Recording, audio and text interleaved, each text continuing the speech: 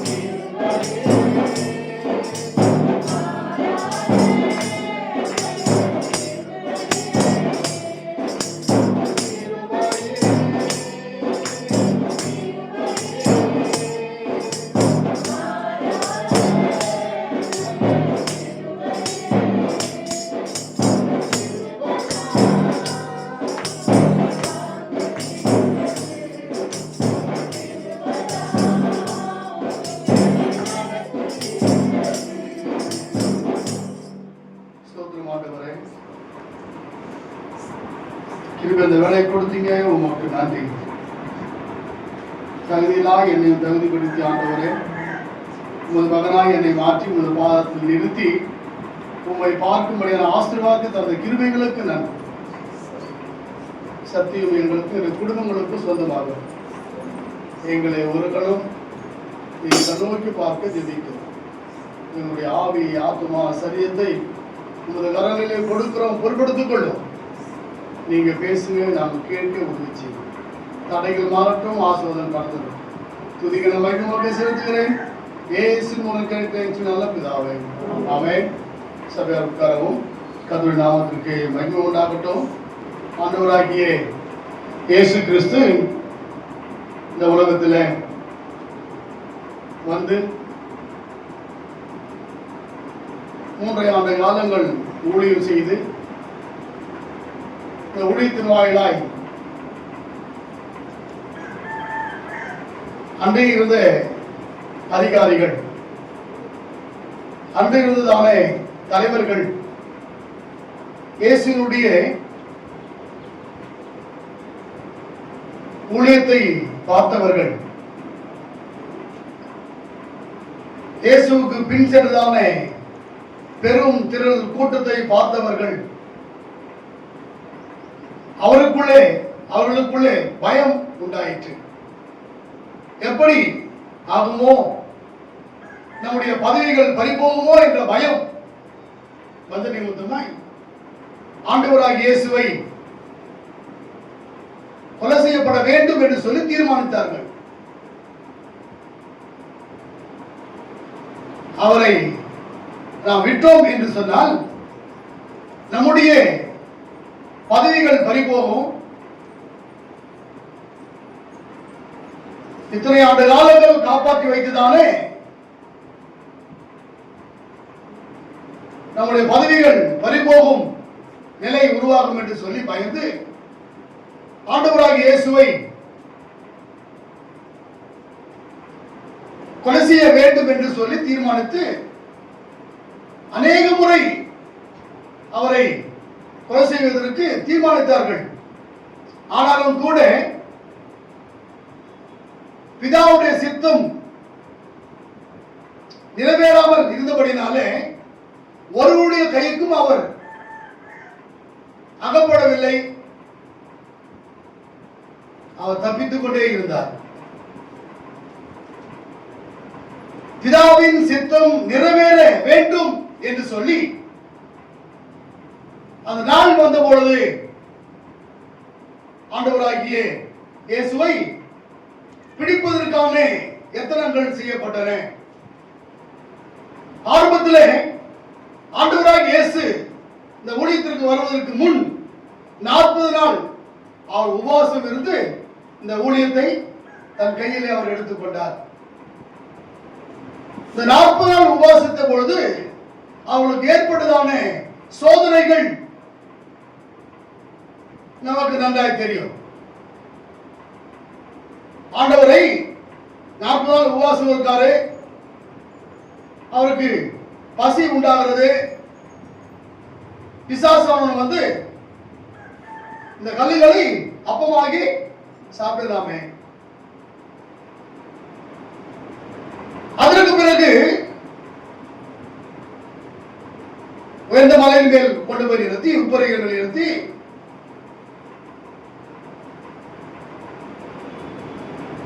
நீ என்னை தாயை பணிந்து கொண்டால் இது அத்தனையும் உமக்கு நான் கொடுத்து விடுகிறேன். மூன்றாவதாய் அதை விட மேலே கொண்டு போய் நிறுத்தி உப்பரைகள் நிறுத்தி இப்போது 2 முறை கல்லுகளை அப்பமாகி சாப்பிடு என்று சொன்னார். மறுபடியுமாய் நீ என்னை வணந்து கொண்டால் கடிந்து கொண்டால் இந்த உலகம் முழுவதையும் உமது வரங்களிலே கொடுத்து விடுகிறேன் என்று சொல்லி சொல்லுகிறான். மூன்றாவது இயேசு கிட்ட வசனத்தை பேசுறான். என்னன்னு சொல்லி, நீ மேலே இருந்து தாழ குதியும் உங்களுடைய தூதர்கள் வந்து உன்னை என்ன பண்ணுவாங்க, கையில் நான் ஏந்தி கொண்டு போவார்கள் என்று சொல்லி வசனத்தை பேசுறான். யாருக்கிட்ட? ஏசாமி கிட்ட வசனத்தை பேசுறான். அப்ப சொல்றாரு, எங்க அப்பாலே போ சாத்தானே துரத்துறாரு. துரத்துட்டு இந்த ஊழியத்தை ஆரம்பிக்கிறார். இந்த ஊழியத்தை ஆரம்பித்து முதலிலே அவர் அட்டன் பண்ண ஒரு ஃபங்க்ஷன், கல்யாணம், காணாவூர் திருமணம். அங்கே அவர் தண்ணீரை ரசமாய் மாற்றுகிறார். முதல் அற்புதம் என்று பார்க்கிறோம். அவர் செய்த முதல் அற்புதம். இப்படி அநேக அற்புதங்களையும் அடையாளங்களையும் ஆண்டவராகிய இயேசு செய்கிறார். இதை பார்த்த மக்கள் இயேசுவை சொந்தமாக்கி கொண்டு அவருக்கு பின் ஒரு கூட்ட மக்கள் வருவதான ஒரு சூழல். இதை பார்த்ததான அதிகாரிகள் அவரை கொலை செய்யப்பட வேண்டும் என்று தீர்மானிக்கிறார். ஆண்டவராகிய இயேசு ஊழியத்திற்கு வருவதற்கு முன் 40 நாள் உபவாசித்தாரு. அதற்கு பிறகு நம்முடைய முன்னோர்கள் ஆண்டவராகிய இயேசுவை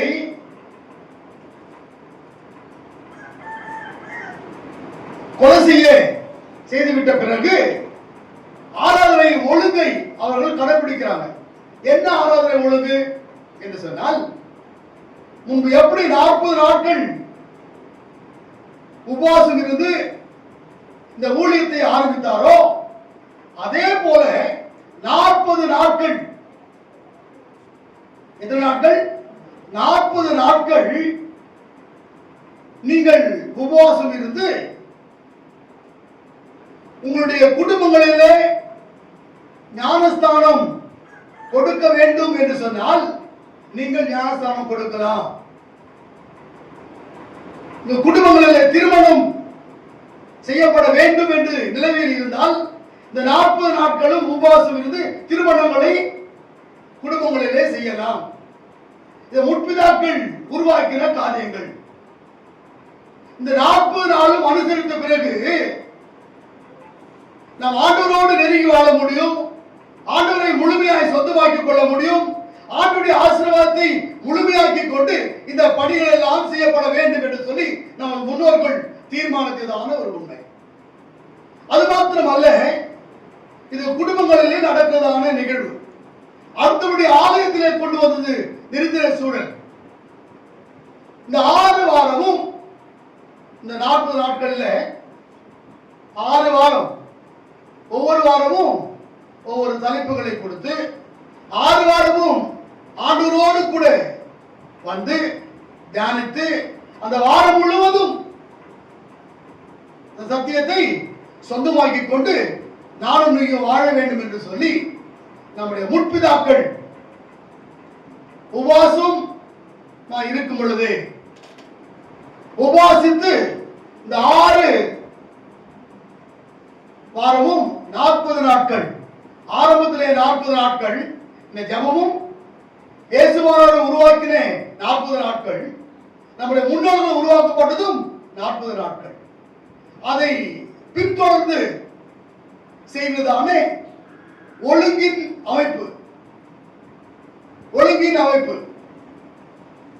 குடும்பங்களிலே ஞானத்தானம், திருமணம், வீடு கட்டி திருவிழா பண்றது, நல்ல காரியங்களை வீட்டிலே செய்யறது, அது மாத்திரமல்ல விவசாயத்துல கொண்டு போய் அந்த தினத்துல என்ன பண்றது, 40 நாள் உபவாசம் இருந்து விவசாயத்தை ஆரம்பிப்பது, நெல் நாற்று விடுவது, இப்படியான காரியங்களே குடும்பத்திலே செய்யப்பட வேண்டும் என்று சொல்லி நம்முடைய முன்னோர்கள் போதிக்கப்பட்ட போதனைகள். அதையும் கூட நம்முடைய முன்னோர்களின் பாரம்பரியமாய் கடைபிடித்ததான சூழல். அதற்கு பிறகு அதை திருச்சபையிலே கொண்டு வராங்க. திருச்சபையிலும் கூட அப்படியான உபவாச நாட்கள் காணப்பட வேண்டும் என்பதற்காக வேண்டி இந்த 40 நாட்கள் நமக்கு இன்றையோட 46 நாள் வரும். இந்த இடையில வர்ற ஞாயிற்றுக்கிழமை எல்லாம் நமக்கு என்ன இல்லை, உபவாச நாட்கள் இல்லை. ஏன்? என்ன காரணம்?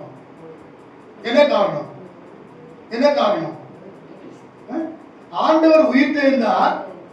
அது வெற்றியினால், ஜெயத்தினால், மகிழ்ச்சியினால் அன்றைக்கு கவனிச்சு கூடாது. உபவாசம் முன்னோர்கள் ஒவ்வொருவரும் கடைபிடித்த உண்மைகள் பாரம்பரியமாய்.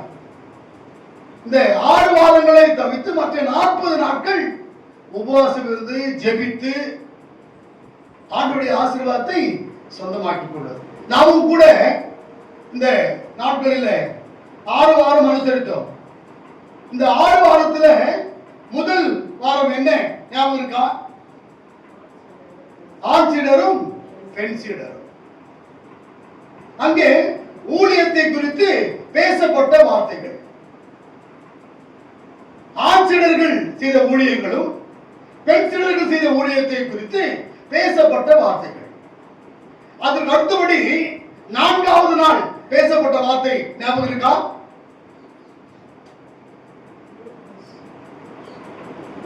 ஜனகிரி சங்கமும் அதோடு கூட அந்த ரோம பேரரசும். ஜனகிரி சங்கமும் ரோம பேரரசும்.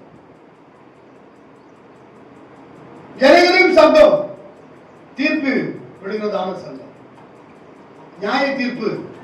அது ஒரு கோர்ட், அது ஹைகோர்ட். அது 72 பேர் அடங்கியதான ஒரு குழு அது இருப்பாங்க, நியாயம் தீர்ப்பாங்க. அது கீழே கடைசியாய் பேசப்பட்ட வார்த்தை அரிமத்தியா ஊரானாகிய சீமோனும் யோசேப். இந்த 2 பேரும் அரிமத்தியா ஊரானாகிய சீமோன் இயேசுவை அறியாதவன், வழிபோக்கன். அந்த வழியாய் வருகிறான். அந்த நேரத்தில் ராமுழுவதும் ஆண்டவராகிய இயேசு கிறிஸ்துவை விசாரணை பண்ணி அந்த ஜனகிரி சங்கம் என்று சொல்லப்பட்ட சங்கத்தில் நிறுத்தி அவரை கேள்வி கேட்டு அதற்கு பிறகு அவர்களை அடிக்க அவளுக்கு என்ன பண்ணாங்க, அடிக்கும்படியாய் கட்டளை கொடுக்கிறாங்க. ஏறக்குறைய 39 அடிகள் என்று பார்க்கிறோம். அந்த அடிக்கப்படுகிறதான அந்த சாட்டையில ஆரம்பத்தில் முட்கிற மாதிரி முள்ளும் குண்டுமாய் அதுல இருக்குமா. அடிச்சு இழுத்து உடனே என்ன வருமா, சதை பிச்சுக்கிட்டு வெளியில வருமா. அப்படி ராம் முழுவதும் அடித்து அவருடைய பலன் குண்டி போன பிறகு சிலுவையை சுமக்கும்படியாய் சொல்லப்பட்ட ஒரு உண்மை.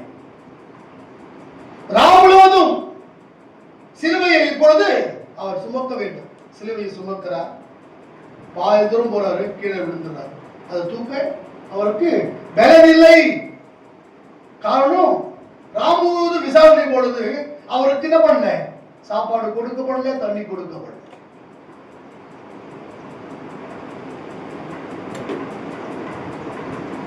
இந்த அரிமத்திய ஊரனாகிய சீமோன் பலவந்தப்படுத்தி சிலுவையை சுமக்கும்படியாய் அவனுக்கு கட்டளை கொடுக்கிறாங்க. இந்த ரோம பேரரசு அவங்களுடைய ஆட்சியெல்லாம் கொடூர ஆட்சி. அவங்க ஆட்சியெல்லாம் கொடூரமான ஆட்சி. பைபிள்ல ஒரு வசனம் சொல்லியிருக்கோம், உன்னை 1 மைல் தூரம் கூப்பிட்டா என்ன பண்ண, 2 மைல் தூரம் போ. ஏன் தெரியுமா? நீ போன அவனை கொண்டு போட்டுருவான். அவன் கூப்பிட்டு போயிடணும். அப்படி போன வச்சுங்களேன், உன்னை அவன் கொண்டு போட்டுருவான். அது சட்டம். ஆகையால அவனை 1 மைல் தூரம் கூட்டால் நீ 2 மைல் தூரம் பண்ணு, 2 மைல் தூரம் போ.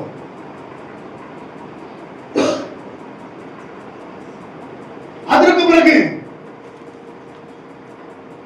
அரிமத்திய இடத்துல பலவந்தப்படுத்தி சிலுவையை சுமக்கும்படியாய் சொல்றாங்க. அவரும் சிலுவையை, இயேசு சாமியுடைய சிலுவையை யார் சுமக்கிறது? இப்போ யாரு சிலுவை? அது யாரு சிலுவை? அது உன் சிலுவையா? சிலுவையா? இயேசு சாமி சுமந்து வந்து இயேசு சாமியுடைய சிலுவை. இப்ப யாரை சுமக்க சொல்றாங்க? அரிமத்திய ஊரனாகிய சீமோனை சுமக்கும்படியாய் பலவந்தப்படுத்துறாங்க. பலவந்தப்படுத்துறாங்க. அப்ப இயேசு விரும்பி சிலுவை தூக்குனாரோ? இயேசு விரும்பி சிலுவை தூக்குனாரோ? இயேசுவும் பலவந்தப்படுத்தி சுமக்கப்பட்டதுதான் அந்த சிலுவை.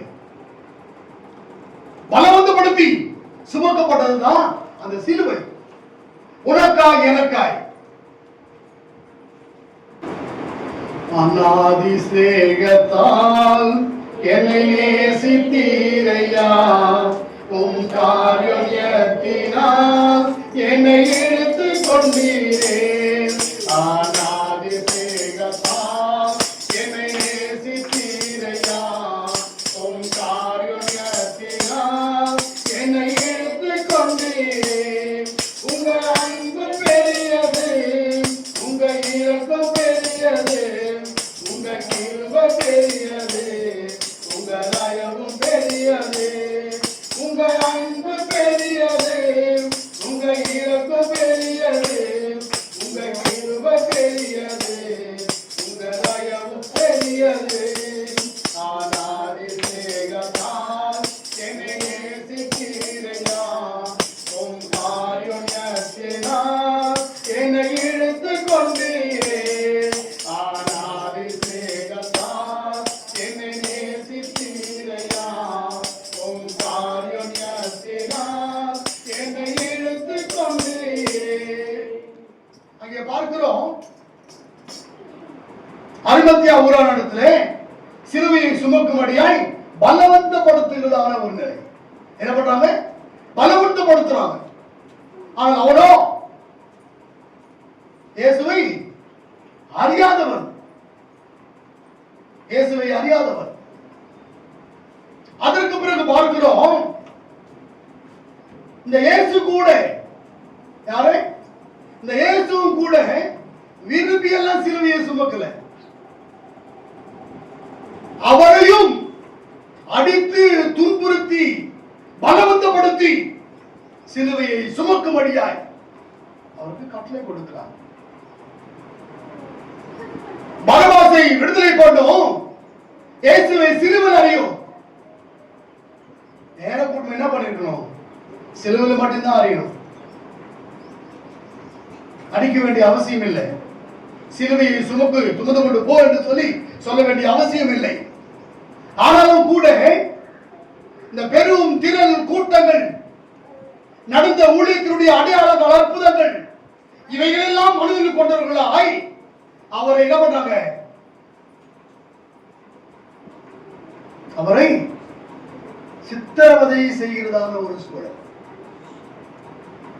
அவரும் இந்த சிலுவையை விரும்பி சுமக்கவில்லை. அரிமத்தியா ஊராண்டத்தில் பலவந்தப்படுத்தி கொடுத்தது போலவே அதை விட பலவந்தப்படுத்தி இயேசுவிடத்தில் சிலுவையை கொடுத்து சுமக்கும்படியாய் சொல்லப்பட்ட சூழல். அதற்கு பிறகு அவர் மரித்தார். யார் மரித்தார்? யார் மரித்தார்? ஆண்டவராக இயேசு மரித்தார். மரித்ததற்கு முன்பாக அவர் 7 வார்த்தைகளை நமக்கென்று பேசினார். 7 வார்த்தைகளை நமக்கென்று பேசினார். அதற்கு முன் நடந்த சம்பவம் பரபாசை விடுதலை பண்ணும். எண்ணி எண்ணி துதி செய்வான், எண்ணில் அடங்காத கிருபைகளுக்காய் இன்றை தாங்கும் தம்புயமே.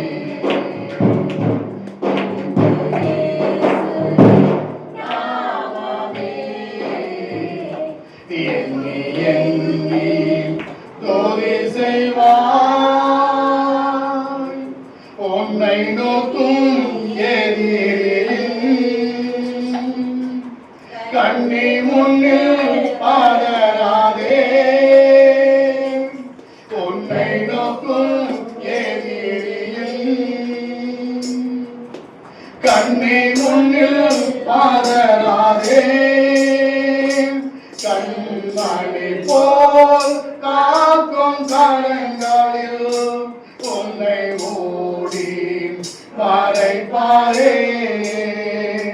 கண்மணி போல் காக்கும் கரங்களில் உன்னை மூடி மறைப்பாரே. லோதி செய்வார். பரபாசை விடுதலை பண்ணும் இயேசுவையோ இயேசு என்ன பண்ணுங்க? சிலுவையையும் சிலுவையை சுமந்து கொண்டு போகிறார். ஒரு கூட்ட மக்கள் அவருக்கு பின் சென்று போகிறார்கள். அதிலே பெண்கள் எல்லாம் ஒரு இடத்துல கூடி அழுகையும் புலமுலமாய் அழுது கொண்டிருப்பது இயேசு அவர்களை பார்த்து, யாரை பார்த்து? அழுது கொண்டிருக்கிறதானே அந்த ஸ்திரீகளை பார்த்து இயேசு ஆண்டவர் சொல்லிய வார்த்தை, எனக்காக அழாதீங்க, உங்களுக்காகவும் உங்கள் பிள்ளைகளுக்காகவும் அழுங்க. ஏன்? நான் சுமக்கிற சிலுவை எனக்காக அல்ல, நான் படுகிற காயங்கள் எனக்காக அல்ல, என் தலையிலும் சூடப்பட்ட கிரீடம் எனக்காக அல்ல. நீங்கள் போய் உங்களுக்காக உங்கள் பிள்ளைகளுக்காகவும் அழுங்கள் என்று அவர் சொல்லி அனுப்புகிறார். இது யாருக்கு இந்த வார்த்தை?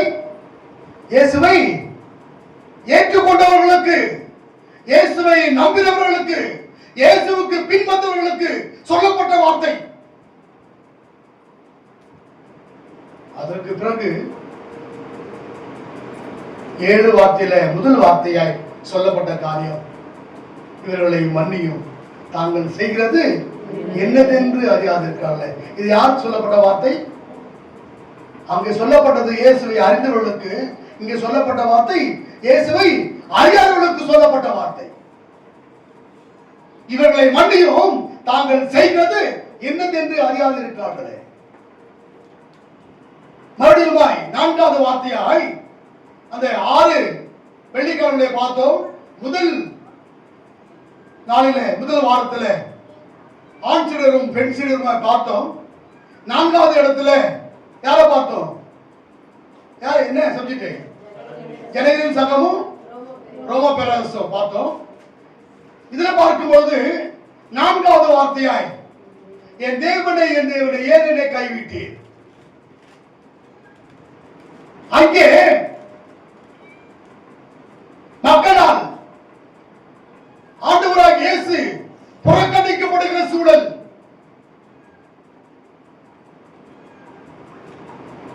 அதிசயங்களையும் அற்புதங்களையும் பார்த்தவர்கள் ஒருவரும் அவரை அவர்களுக்காய் பேசவில்லை. சிறுகளை காட்டிலும் அவரிடத்தில் ஊழியம் பண்ண அநேக ஸ்திரீகள், இந்த 12 ஸ்திரீகளை காட்டிலும் அநேக ஸ்திரீகள், பெரும் கூட்டம் ஸ்திரீகள் மட்டுமே. அவர்களும் என்ன செய்யல, அவங்க என்ன பண்றாங்க, அவங்க இருந்தவங்க பரபாசை விடுதலை பண்ணும், இயேசுவை சிலுவையில் அறியும். இங்க பார்க்கும்போது என் தேவனை யார் என்னை கைவிட்டீர், ஏலி ஏலி லாமா சபத்தானி என்று சொல்லி இந்த பதம் மட்டும் 2 இடத்துல வருது. மத்தேயில வருது, மார்க்கிலும் வருது. மத்தேயில வருது, மார்க்கிலும் வருது. என்ன சம்பவம் தெரியுமா? அந்த உண்மை மத்தேயு மார்க்கு. மத்தேயில சொல்லப்பட்ட காரியம்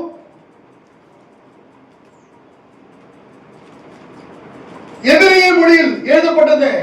வேத வாக்கியத்தின் உண்மைகள் எபிரேயருக்கு புரியும்படியாய் தெரியும்படியாய் சொல்லப்பட்ட வார்த்தை. சங்கீத புஸ்தகம் 21:1 கூட அந்த வசனம் சொல்லப்பட்டிருக்கும். ஏன் என் தேவனே ஏன் என்னை கைவிட்டீர் என்று சொல்லி.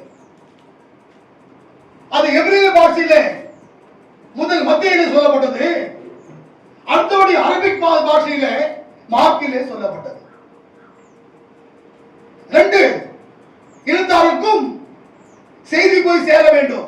பெரும் திரள் கூட்டம் அங்க இருக்காங்க. ஒரு சாராருக்கு மட்டும் செய்தி அல்ல, மறுசாராருக்கும் அந்த செய்தி போய் சேர வேண்டும் என்பதற்காக வேண்டி சொல்லப்பட்ட உண்மை. ஆண்டவராகிய இயேசு அடுத்தபடி ஒருத்தவர் அவர் என்ன பண்ணார்? யோசேப்பு ஆண்டவராகிய இயேசு கிறிஸ்துவுடைய சரீரத்தை கேட்கிறார் அடக்கம் பண்றதுக்கு. அவர் அந்தரங்க சீசன், என்னது வெளியரங்கமாய் ஊழியக்காரனாய் அல்ல, இயேசுவை ஏற்றுக்கொண்டவராய் அல்ல, வெளியிலே அவரை அறிமுகப்படுத்தவில்லை.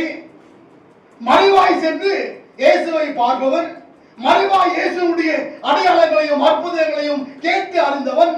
இதை கேட்டு அறிந்தவராகிய யோசேப்பு இயேசுவை தன் சொந்த ரட்சகராய் ஏற்றுக்கொள்கிறார். அங்கே சொல்லப்பட்ட காரியம் மரியாதைக்குரிய வார்த்தையாய் யோசேப்புக்காக சொல்லப்பட்டிருக்கார். அவர் போய் கேட்கிறாரு, அவர் சொல்றாங்க ஜனகரின் சங்கத்துல இருந்து இன்னும் என்ன வரல, இது பர்மிஷன் வரல, அவர் செத்துட்டாரா இல்லையான்னு சொல்லி. இதுக்குள்ள எங்கதான் வரணும், எங்கதான் வரணும், ஜனகரின் சங்கத்துல தான் வரணும். பிலாத்து சொல்றார்.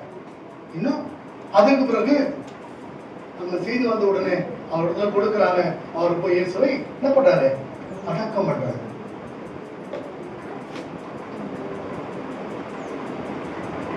இங்கே என் தேவனை ஏன் என்னை கைவிட்டி,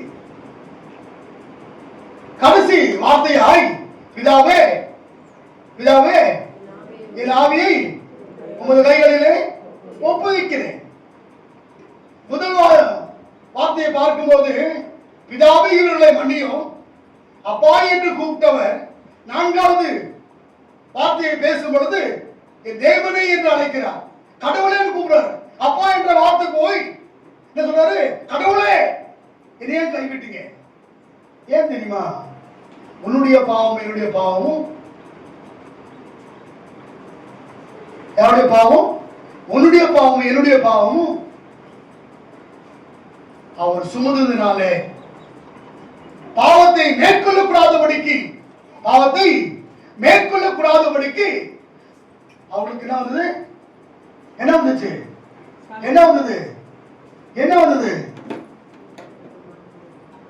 அவருக்கு பாரம் அவரை அழைத்தது. அவருடைய பாவங்கள் எல்லாம் அவர் மேல் சுமந்தவுடனே பாவத்தை பார்க்காத சுத்த கண்ணர் ஆனபடினாலே தன் மகனை பார்க்க கூடாதபடிக்கு தடை யாரால? நம்மால. இல்லது? ஆமா, நம்மால. என் தேவனே என்னை கைவிட்டீர் என்று சொன்ன ஆண்டவர் கடைசியில் சொல்றாரு, பிதாவே, மறுபடியுமாய் என்னது? பிதாவே என் ஆவியை உமது கரங்களிலே ஒப்புவிக்கிறேன். ஒப்பு கொடுக்கிறார். அவர் மரித்தார்.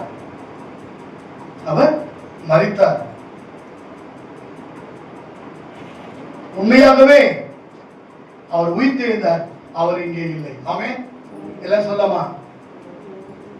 உண்மையாகவே அவர் மரித்தார், அவர் இங்கே இல்லை. நமக்கு தெரியாதா? சத்தமா சொல்லாமே. அவர் மரித்தார், அவர் இங்கே இல்லை, அவர் உயிர்த்தெழுந்தார். ஆமென். ஆமென்.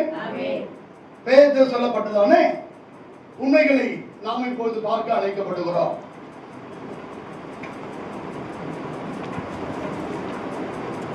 கலிலேயாவில் இயேசு விசுவாச கப்பல் ஒன்று செல்கின்றது, புயல் வந்த போதும் சென்ற தேசம் போதும் அசையாமல் செல்கின்றது, மக்களை நோக்கி அசையாமல் செல்கின்றது. ஏலேலோ, ஏலேலோ, ஏலேலோ, ஏலேலோ, ஏலேலோ, ஏலேலோ,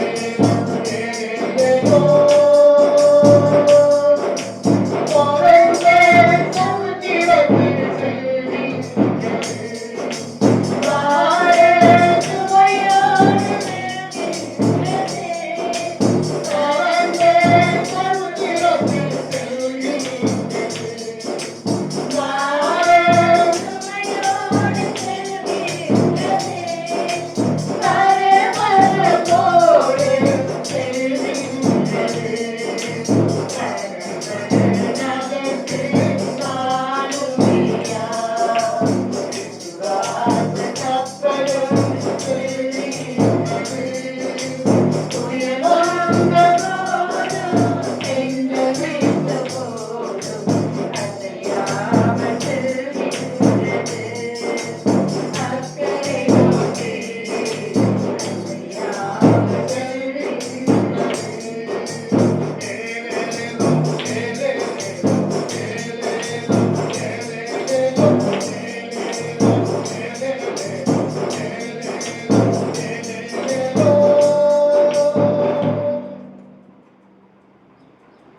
கலிலேயாவில் இயேசு. ஆமென். இப்ப நம்ம எங்க போறோம்? செய்திக்குள்ள. ஆமா, இப்பதான் ஆரம்பம். இவ்வளவு நேரம் பேசுறதெல்லாம் இந்த 40 நாட்கள் நடந்த ஊழியத்தினுடைய சாராம்சத்தையும் உண்மைகளையும் நாம் பேசினோம். ஏனென்று சொன்னால் வெள்ளிக்கிழமை ரொம்ப பேர் ஆப்சென்ட், இதெல்லாம் எல்லாருக்கும் தெரியல.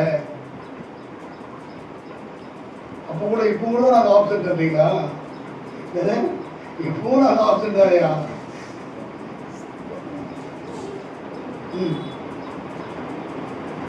கலிலேயாவில் இயேசு. மத்தேயு புத்தகம் 28:16 வாசிக்கலாமே.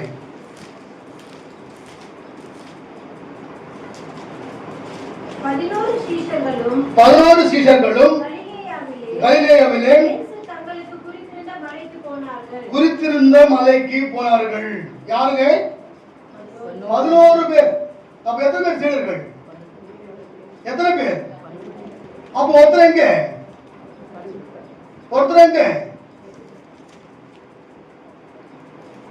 ஆண்டவராக இயேசு கிறிஸ்துவை 30 வெள்ளிக்காசுக்காய் காட்டி கொடுத்து அவர் மரித்து போனார். எப்படி மரித்தார்?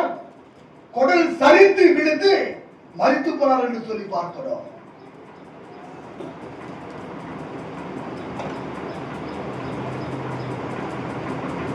சமீபத்தில் இந்த புதன்கிழமை என்று அவரை குறித்து நம்ம தெளிவாய் பேசப்பட்ட காரியங்கள், இச்சை, பண ஆசை, எல்லாத்தையுமே வேர் என்றெல்லாம் பார்த்தோம். அப்படி அவர் மரித்து போனார். இந்த 11 சீடர்கள், யோவானின் புத்தகம் 21:1 வாசிங்களேன்.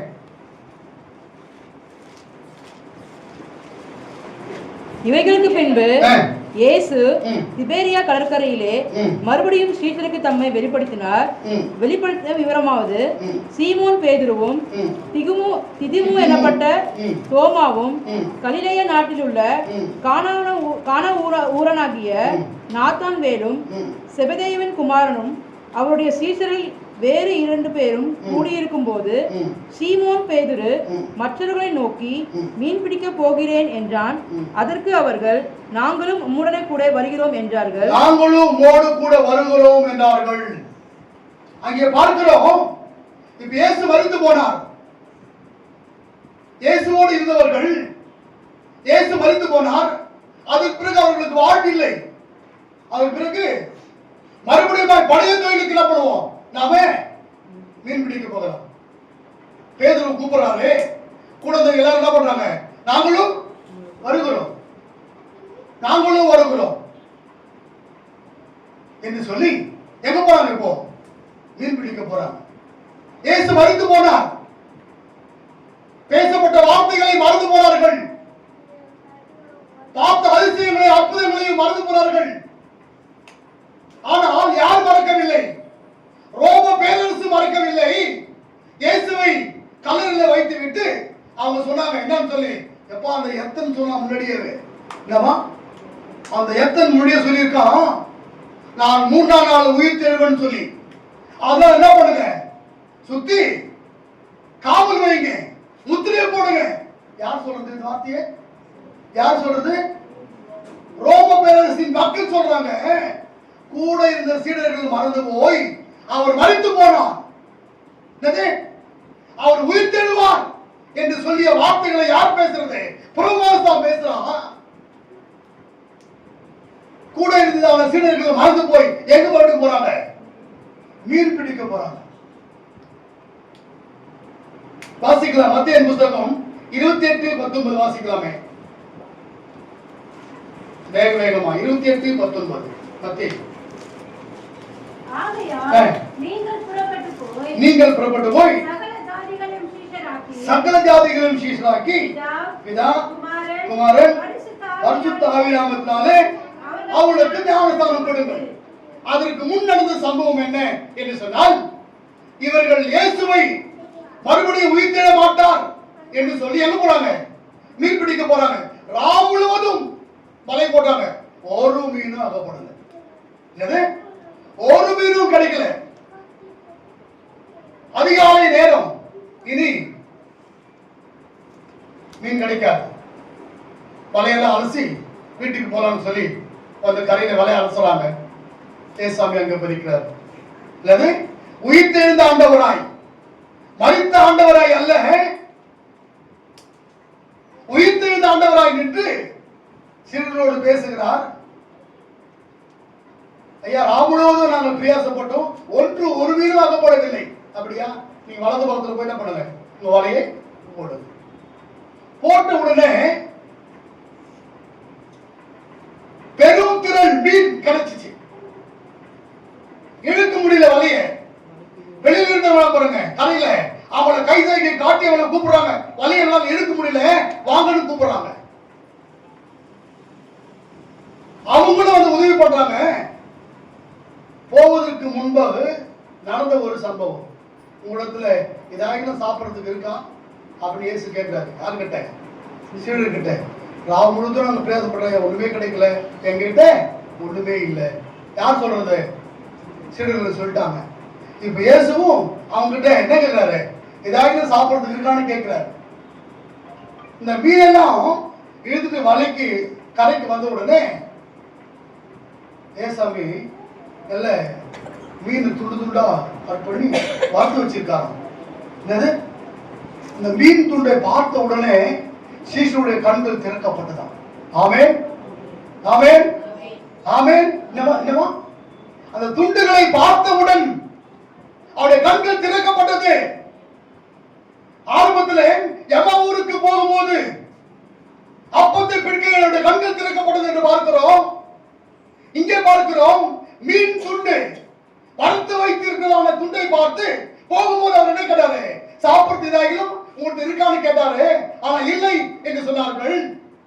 மறுபடியும் திரும்பி வந்த பொழுது பெருந்திரள் மீனை கொண்டு வந்து படகை நிறுத்தி வெளியில வந்த உடனே கரையில இறையில உடனே அவர் என்ன பண்ணாரு? மீன் துண்டை வறுத்து வச்சிருக்காரு. யாருக்கு? அதை பார்த்த மாத்திரத்துல அவருடைய கண்கள் திறக்கப்பட்டது என்று பார்க்கிறோம். அதுக்கு சொல்றாரு, நீங்க மீன்களை பிடிக்க வேண்டாம், நீங்க யாரை பிடிங்க?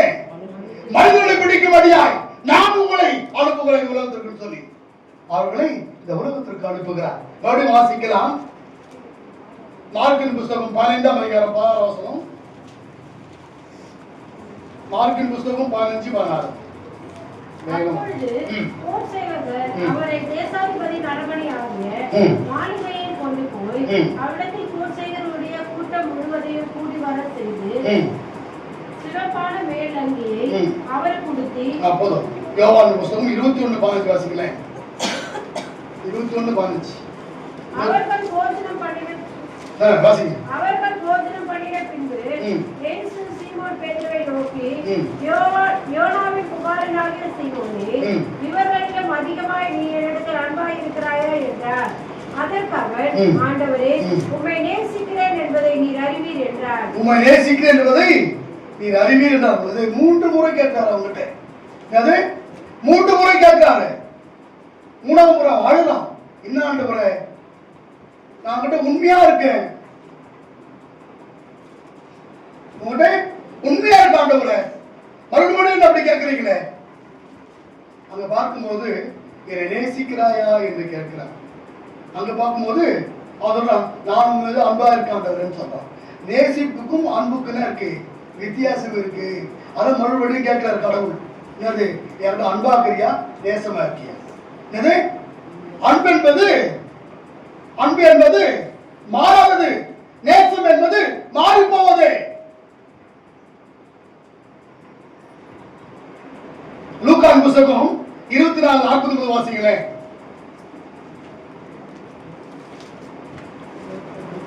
24:49. என் பிதா வாக்குத்தத்தம் பண்ணினதை இதோ நான் உங்களுக்கு அனுப்புகிறேன். நீங்களோ உலகத்தில் இருந்து வரும் பெலனால் தரிப்பிக்கப்பட்டவர் வரை எருசலேம் நகரத்தில் இருங்கள் என்றார். எருசலேம் நகரத்தில் இருங்கள் என்றார். இந்த ஊழியக்காரர்களுக்கு ஆண்டவர் கொடுக்கிற கட்டளை. உயிர்த்தெழுந்த ஆண்டவரை பார்த்த அவளுக்கு தேவன் கொடுக்கிற கட்டளை, காத்திருங்கள். ஏன்னா அவங்க பயந்து போய்கிறாங்க. இந்த மீன் பிடிக்கிறதுக்கு கூட அவங்க பகல்ல வரல, நைட்ல போறாங்க. பயந்து போய் யாருக்கும் தெரியாம போறாங்க.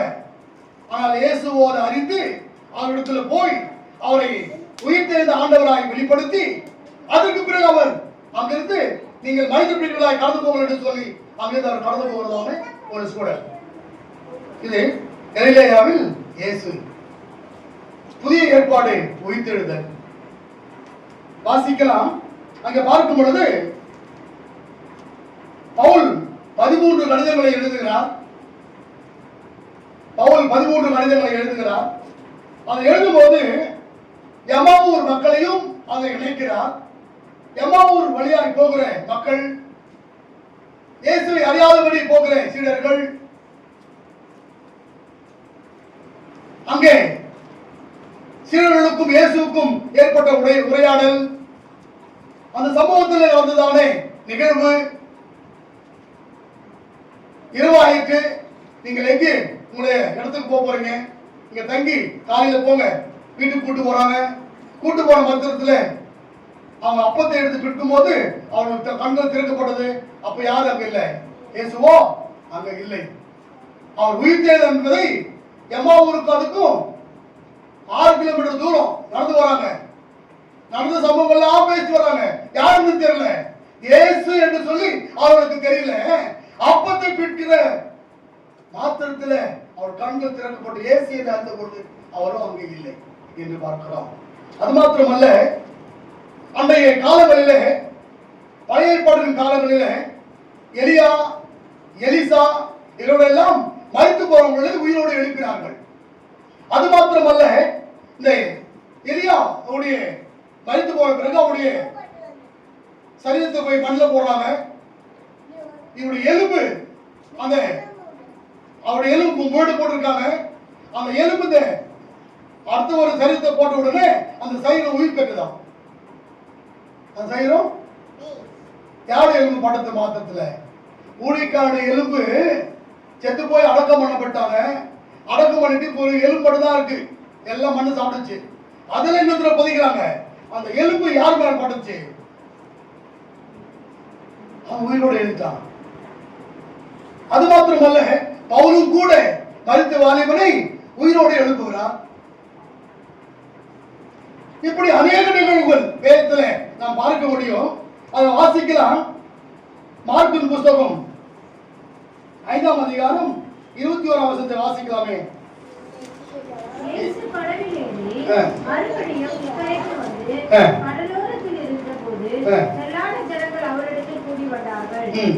அப்பொழுது ஜெப ஆலய தலைவரில் ஒருவனாகிய யவீரு என்பவன் வந்து அவரை கண்டவுடனே அவர் பாதத்திலே விழுந்து, என் குமாரத்தை மரண அவஸ்தைப்படுகிறார். போதும். அதை 43 வரை இந்த பகுதி. என் குமாரத்தி மரண அவஸ்தைப்படுகிறாள். இயேசுவே நீங்க வந்து என்ன பண்ணுங்க, என் மகளுக்கு தொட்டு சோத்தக்கூடாது. இவர் யாரு கேட்கிறவரு? ஜபாலய தலைவன். அவரு நடந்து போகும்பொழுது பெருந்திரள் கூட்டம், வழியிலானே பெரும்பாலுள்ள ஸ்திரீ அவரை தொட்ட மாத்திரத்தில் சுகத்தை பெற்றுக் கொள்கிறார். உடனே ஆண்டவர் கேட்கிறார், எங்க தொட்டது யாருன்னு சொல்லி. உடனே கூட சொல்றாங்க, ஆண்டவரே பெருந்திரள் கூட்டம் நெருக்கி கொண்டிருக்கும் பொழுது என்னை தொட்டது யாருன்னு கேட்கிறீங்களே. உடனே ஏசாவா சொல்றாங்க, நான் சொன்னேன், என்னிருந்து ஒரு வல்லமை புறப்பட்டதை நான் அறிவேன் என்று சொல்லி. உடனே அந்த ஸ்திரீ முன்பு வந்து என்ன பண்றாங்க, தன் பாவங்களை அறிக்கையிட்டு ஒப்புக்கொள்றாங்க. ஆண்டவர் என்ன பண்றாரு, நீ சமாதானமாய் கடந்து போடுறாரு. சுகத்தை பெற்றுக்கொண்டு சமாதானமாய் போறாங்க என்று சொல்லி பார்க்கிறோம். இந்த நடந்து கொண்டே இருக்கும் பொழுது இந்த இவருடைய வீட்டிலிருந்து ஒரு ஆள் வந்து அவர்கிட்ட சொல்றாங்க, யாருக்கிட்ட? ஜபாலி தலைவர்கிட்ட. எப்பா இப்போ மகள் மரித்து போனால் போதகர் என்ன பண்ணாதீங்க, வருத்தப்படுத்த வேண்டாம், டிஸ்டர்ப் பண்ணாதீங்க, வாங்க போலாம். உடனே இந்த செய்தி இயேசுவுக்கு தெரிந்து உடனே எங்க கூட்டு போறாரு, மரித்து போனதானே 12 வயது நிரம்பிய பெண் அந்த வீட்டுக்கு ஆண்டவர் அழைத்து கொண்டு போகிறார். அழைத்து கொண்டு போய் எல்லாரும் அழுதுகிறாங்க. ஒரு பக்கம் மேலவாதிகள் நடக்குது. உடனே என்ன பண்றாங்க, எல்லாத்தையும் ஸ்டாப் பண்ண சொல்றாங்க. உள்ள போறாங்க. வெளியே எல்லாம் சிரிக்கிறாங்க. யாரை பார்த்து? யாரை பார்த்து? ஆமா, ஏன் அழுகையும் புலம்பலும் நடந்துட்டு இருக்கு. ஒரு பக்கம் மேலவாதியங்கள் நடந்துட்டு இருக்கு. உள்ளே பெற்ற தாயும் தகப்பனும் உறவினர்கள் அழுதுட்டு இருக்காங்க. அவள் மறிக்கவில்லை, அவள் நித்திரையாக இருக்கிறாள். இதெல்லாம் ஸ்டாப் பண்ணுங்க அப்படின்னு உள்ள போறாரு. எல்லாரும் சிரிக்கிறாங்க. யாரை பார்த்து? இயேசுவை பார்த்து. ஆனா உள்ள போய் என்ன பண்றாரு, அவருக்கு தனித்தாகும் என்று சொல்லி அவரை எழுப்பி இவருக்கு என்ன பண்ண, ஆகாரம் கொடுங்க அப்படின்னு ஆண்டவர் வெளியில கடந்து வர்றாரு. இப்படி அநேக இடங்களிலே உயிர் தெழுப்பப்பட்ட நிகழ்வுகளை பார்க்க முடியும். அதே போல லூக்கான் புத்தகம் 7ஆம் அதிகாரம் 11ஆம் வசனம் வாசிக்கிறேன். மறுநாளிலே அவர் நாயின் என்னும் ஊருக்கு போனார். அவருடைய சீஷர் அநேகரும் திரளான ஜனங்களும் அவருடனே கூட போனார்கள்.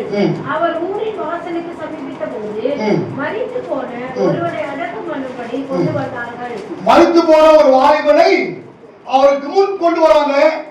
இவர் என்ன பண்றாரு, அன்றைய காலங்களிலே யூதருடைய திட்டமும் தீர்மானமும் வீட்டுல ஒரு ஆண் இருக்கணுமா. ஒண்ணு அப்பாவா இருக்கலாம், அல்ல அண்ணனா இருக்கலாம், தம்பியா இருக்கலாம், அல்லது மகனா இருக்கலாம். ஆனா யார் இருக்கணும், ஒரு ஆண் ஒருத்தர் வீட்டுல இருக்கணும். அதனுடைய நம்முடைய யூதருடைய சட்டமா இருந்துச்சு. அது அப்படி இருக்கும் பொழுது அந்த கைப்பெண் மகன் மரித்து போறான், கொண்டு வராங்க. வழியில பார்த்து ஆண்டவர் பாடையை சொல்றாரு, என்ன பண்றான், சுகத்தை மாத்திரமல்ல உயிரோடு அவன் இருந்து கொண்டான் என்று சொல்லி பார்க்கிறோம். அது மாத்திரமல்ல, மார்க்கின் புஸ்தகம் 12ஆம் அதிகாரம் 4வது வாசிங்களே. விதவைகளின் வீடுகளை பட்சித்து பார்வைக்கு நீண்ட நேரம் நீண்ட ஜெபம் பண்ணுகிற வேலைக்காரர்களை குறித்து எச்சரிக்கையாய் இருங்கள், அவர்கள் அதிக ஆக்கினை அடைவார்கள் என்றார். ஆமா, அவர்கள் அதிக ஆக்கினை அடைவார்கள் என்று சொல்லி அவரிடத்தில் போதிக்கப்படுகிறதான ஒரு போதனை.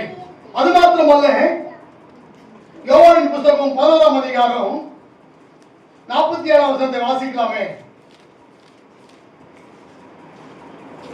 அப்பொழுது பிரதான ஆசாரியரும் பரிசேயரும் ஆலோசனை சங்கத்தை கூடி வர செய்து, நாம் என்ன செய்கிறது, இந்த மனுஷன் அநேக அற்புதங்களை செய்கிறானே, நாம் இவனை இப்படி விட்டுவிட்டால் எல்லாரும் இவனை விசுவாசிப்பார்கள், அப்பொழுது ரோமர் வந்து நம்முடைய ஸ்தானத்தையும் ஜனத்தையும் அழித்து போடுவார்களே என்றார். போதுமா? அங்கே பார்க்கும் பொழுது லாசருவையும் கூட ஆண்டவராகிய இயேசு கிறிஸ்து உயிரோடு எழுப்பினார் என்று சொல்லி பார்க்கிறோம். அது மாத்திரமல்ல, உயிர் தெழுதல் பவுலின் புரிதல். ரோமரின் புஸ்தகம் 6ஆம் அதிகாரம் 22ஆம் வசனம். இப்பொழுது நீங்கள் பாவத்தினின்று விடுதலையாக்கப்பட்டு தேவனுக்கு அடிமைகளானதினால் பரிசுத்தமாக்குதல் உங்களுக்கு கிடைக்கும் பலன். முடிவோ நித்திய ஜீவன். முடிவோ நித்திய ஜீவன். அங்க பார்க்கும்போது முதலாம் ஆதாம் கீழ்ப்படியாத நிமித்தமாய் மரணம் வந்தது என்று பார்க்கிறோம். முதல் ஆதாம் கீழ்ப்படியாதத்தின் படினாலே பாவத்திற்கு உட்பட்டான். பாவம், மரணம் உலகத்திற்குள் நுழைந்தது என்று பார்க்கிறோம். அதற்கு பிறகு ஆதாமாகிய இயேசு கிறிஸ்து மற்றும் கடவுளுக்கு கீழ்ப்படிந்தார். அதனால் மீட்பு, உயிர்ப்பும் வாழ்வும் நமக்கு கிடைத்தது என்று பார்க்கிறோம். இயேசுவின் உயிர்த்தெழுதல் நம் அனைவருக்கும் சொந்தம். முதல் கனி இயேசு என்பது பவுலின் புரிதல். முதல் கனி யார்தான்? யார்தான்? இயேசு. அதற்கு முன்பு நடந்ததெல்லாம் அற்புதங்கள். ஆனா இது அற்புதம் அல்ல. கிறிஸ்துவின் அடையாளம் என்னங்க? கிறிஸ்துவின் அடையாளம் என்ன? கிறிஸ்தவர்கள் அடையாளம் முடிச்சிடுறேன். 2-3 வசனம் இருக்கு. கிறிஸ்துவின் அடையாளம். உம்மோடு நான் இருந்தால் உம்மை போல் மாறிடுவே. இயேசையா உம்மை போல் மாறிடுவே. உம்மோடு நான் இருந்தால் உம்மை போல் மாறிடுவே. இயேசையா உம்மை போல் மாறிடுவே. பாவத்தின் சாயலில் நான் நடந்தேன், பரிசுத்தமின்றி நான் நடந்தேன். பாவத்தின் சாயலில் நான் நடந்தேன், பரிசுத்தமின்றி நான் நடந்தேன். என்னையும் தேடி வந்தீரையா, உம்மை போல் என்னையோ மாத்திரவே. என்னையும் தேடி வந்தீரையா, உம்மை போல் என்னையோ மாத்திரவே. உம்மை போல் என்னையோ மாத்திரவே. உம்மோடு நான் இருந்தால் உம்மை போல் மாறிடுவே. இயேசையா உம்மை போல் மாறிடுவே. நாம் ஒன்று சொல்லுவோம், அவர் ஒன்று சொல்லுவாரு. அதனால அவரே சொல்லிட்டு போயிட்டோம். நம்ம எதுக்கு தேவையில்லாம இல்ல, அப்படிதானே? எல்லா மனுஷனையும் ஓடுறது சிலுவை, அப்படிதானே? அடையாளம், நம்ம கிறிஸ்துவ அடையாளம் சிலுவை. சிலுவை அல்ல, உயிர்த்தெழுதல் தான் அடையாளம். ஆமென். என்ன காரணம்? அவர் உயிர்த்தெழாவிட்டால் நம்முடைய விசுவாசமும் நம்முடைய பிரசங்கமும் வீண் என்று வேதம் அழகா தெளிவா திட்டமாய் சொல்லப்பட்ட ஒன்று. ஒன்று புரிந்திருக்கிறது. என்னது? சிலுவை என்பது ஒரு அடையாளம், கிறிஸ்துவின் நம்பிக்கை அல்ல. அவர் உயிர்த்தெழுதான் நம்பிக்கை. அவர் உனக்கும் எனக்கும் அவர் ஜீவனை கொடுத்திருக்கிறார். அவருடைய ஜீவனையே நமக்கு கொடுத்திருக்கிறார். ஆரம்பத்தில் ஆதியாகம புத்தகத்தில் நாசிரேத் ஜீவ சுவாசத்தை ஊதினார், அவன் ஜீவ ஆத்மாவாய் மாறினான் என்று பார்க்கிறோம். அவன் பாவம் செய்தபடினாலே மரணம் இந்த உலகத்திற்குள் ஆட்கொண்டது என்று பார்க்கிறோம். மறுபடியுமாய் இரண்டாம் ஆதாமாகிய ஆண்டவராகிய இயேசு கிறிஸ்து இந்த உலகத்திற்கு தேவனால் அனுப்பப்பட்டார். அவர் தேவனுக்கு கீழ்ப்படிந்தார். கீழ்ப்படிந்தபடினாலே நமக்கு அவர் ஜீவனை கொடுத்திருக்கிறார். மரித்து உயிர்த்தெழுந்து உனக்கும் எனக்கும் ஜீவனை கொடுத்திருக்கிறார். கிறிஸ்தவன் என்று உரிமையோடு மாற்றட்டிக் கொள்ளும்படியாக அவர் மரித்து உயிர்த்தெழுந்தார். ஆண்டவராகிய இயேசு கிறிஸ்துவை மறுதலித்த பேதுரு, உன் பேச்சு நீ அந்த கூட்டத்தில் இருந்த ஒருவன் அல்லவோ என்று கேட்ட பொழுது நான் இல்லை என்று மறுதலித்ததான பேதுரு ஆண்டவராகிய இயேசு கிறிஸ்து உயிர்த்தெழுந்த பிறகு தைரியமாய் வீதிகளிலே கடந்து போய் இயேசு உயிர்த்தெழுந்தார், அதற்கு நாங்கள் சாட்சிகள் என்று வார்த்தட்டி பிரசங்கித்தார். இயேசு உயிர்த்தெழுந்தார், அதற்கு நாங்கள் சாட்சிகள். 3000 பேர் இயேசுவை ஏற்றுக்கொண்டார்கள் என்று சொல்லி பார்க்கிறோம். ஞானஸ்தானம் பெற்றார்கள் என்று சொல்லி பார்க்கிறோம். அவருடைய பெரிய ஒரு பிரசங்கம், நீண்ட ஒரு பிரசங்கம்.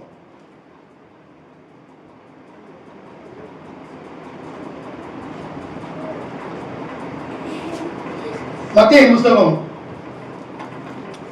22:23 வசனம் வாசிக்கலாம். உயிர்த்தெழுதல் இல்லை என்று சாதிக்கிற சதுசேயர் அன்றைய தினம் அவரிடத்தில் வந்து, போதகரே, ஒருவன் சந்தானம் இல்லாமல் இருந்து போனால் அவருடைய சகோதரன் அவன் மனைவியை விவாகம் பண்ணி அவன் மரித்து சந்தானம் இல்லாததினால் தன் சகோதரன் தன் மனைவிக்கு மனைவியை விட்டு போனான். இப்படியே முதல் 7ஆம் சகோதரன் வரைக்கும் செய்தார்கள். எல்லாருக்கும் பின்பு அந்த ஸ்திரீயும் இறந்து போனார். ஆகையால் உயிர்த்தெழுதலில் அவ்வேழு பேரில் எவனுக்கு அவள் மனைவியாய் இருப்பார்? போதும். அங்கே உயிர்த்தெழுதலில் நம்பிக்கை இல்லாதவர்கள் பேசுகிற வார்த்தை. பரலோகத்திலே கொள்வதையும் கொடுப்பதையும் இல்லை. அங்கே நாம் இந்த சரீரத்தை அங்க பார்க்க முடியாது. இந்த மாம்ச சரீரம் அங்கே கொள்வதையும் கொடுப்பதையும் இல்லை என்பதை அவர்களுக்கு தெரியாமல் அவன் பேசுகிற காரியம் என்ன? பரலோகத்திலே இந்த 6 பேருக்கு யார் ஒரு புருஷனா இருப்பா? உயிர்த்தெழுதல் உயிர்த்தெழுதல் உண்டு. ஆனால் இந்த மாற்று சரீரம் பரலோகத்தில் இல்லை என்பதை அவளுக்கு புரியும்படியாய் சொல்லப்பட்டதான உண்மைகள்.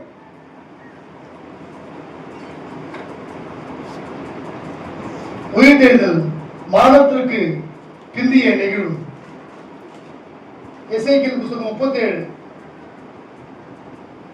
பகுதி நமக்கு நன்றாக தெரியும். 37 1-2 மட்டும் வாசிங்களேன் வேகமா. எசேக்கியேல் 37 புரியுமா? கர்த்தருடைய கை என்னை அமர்ந்து கர்த்தர் என்னை ஆவிக்குள்ளாக்கி வெளியே கொண்டு போய் எலும்புகள் நிறைந்த ஒரு பள்ளத்தாக்கின் நடுவில் நிறுத்தி, எலும்புகள் நிறைந்த பள்ளத்தாக்கில் நிறுத்தி என்னை அவைகளின்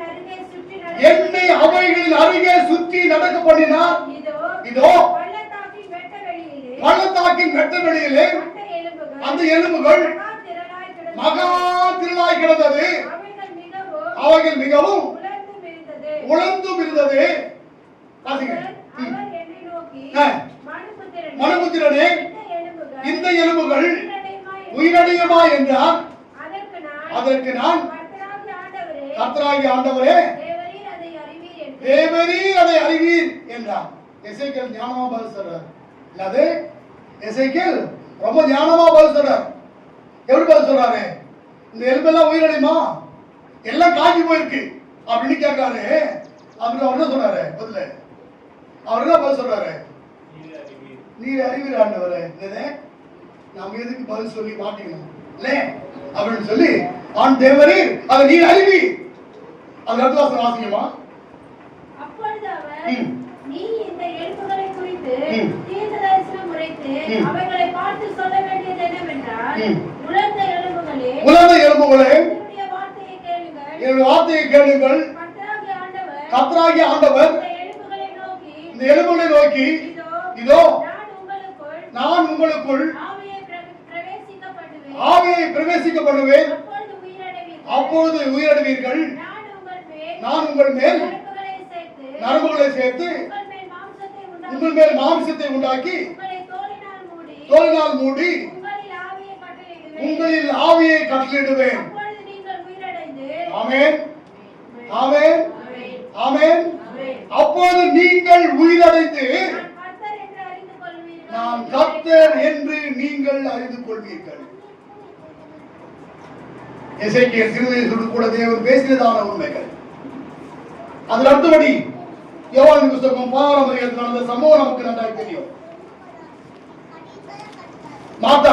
மரியாளும் இயேசுவிடத்தில் போய் சொல்றாங்க, ஆண்டவரே, நீர் இங்கே இருந்தீர்களானால் என் சகோதரன் மரித்திருக்க மாட்டான். நீர் இங்கே இருந்தீர்களானால் என் சகோதரன் மரித்திருக்க மாட்டான். நீர் வாரும். மரித்து 4 நாள் ஆயிற்று. அது 4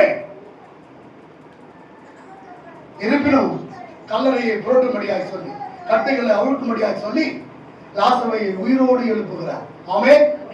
அந்த ஆண்டவர் இன்னைக்கு உன்னோடும் என்னோடும் வாழ்ந்து கொண்டிருக்கிறார். ஆமென். 2000 ஆண்டுகளுக்கும் உயிர்த்தெழுந்த ஆண்டவர், 2000 ஆண்டுகளுக்கு ஊழியர்களிலே செய்த அதிசயங்களையும் அற்புதங்களையும் செய்த ஆண்டவர் இன்றைக்கு உன்னோடும் என்னோடும் கூட அவர் உயிருள்ள ஆண்டவராய் நம்மோடு கூட வாழ்ந்து கொண்டிருக்கிறார். உயிர்த்தெழுந்த ஆண்டவர். அல்லேலூயா. அவர் உயிர்த்தெழுந்த ஆண்டவர்.